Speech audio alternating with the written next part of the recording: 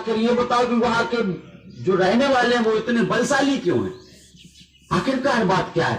नारद बाबा इस बात से बच गए, बोले यह सब समझने के लिए सत्संग की आवश्यकता है, समय चाहिए, और मैं 2 घड़ी से अधिक कहीं टिक नहीं सकता। आप यदि प्रयत्न करो तो सनक सनंदन सनातन सनत कुमार यदि आपको प्राप्त हो जाए और उनसे आप सत्संग में बैठ करके सुनो, तब जाकर के श्वेत टापू की जो विशेष महिमा है वो आपको बताएंगे।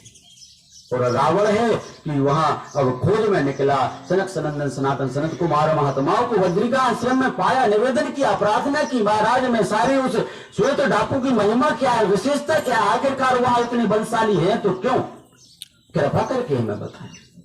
और चारों कुमारों ने वह महिमा बताई। तो जो प्रभु के सारंग धनुष से देह को त्यागता है वह जाकर के वहां जब तक उसकी मुक्ति का समय ठीक नहीं आता है तो वहां जाकर के निवास करता है। नारद जी के द्वारा भेजा गया श्वेत टापू जब उसने देखा, सनकादि मुनीश्वरों से महिमा सुनी, उसने वैर ठान लिया कि हमारा वंश तो इतना बड़ा है, लेकिन हम एक एक हमारे वंश के जो जन्मे हुए राक्षस हैं सबको भगवान के ही द्वारा मरवा करके इतने बलशाली बनाएंगे, और सबसे बड़ा बैरी यदि कोई बन गया तो तभी जाकर के रावण ने वह भगवान से बैर ठानने का विरोधाभास बना दिया।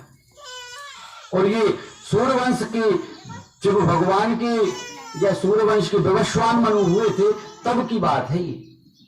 वाल्मीकि जी महाराज वर्णन करते हैं, क्योंकि वाल्मीकि महाराज की जो रामकथा है, रामकथा तो रामचरित्र होने से पहले ही लेखन कर दिया था वाल्मीकि जी ने, जन्म तो बाद में हुआ, लेकिन रामकथा तो वाल्मीकि जी ने पहले गायन कर दी थी। शेष जो लघु कुश कांड था वो बाकी था।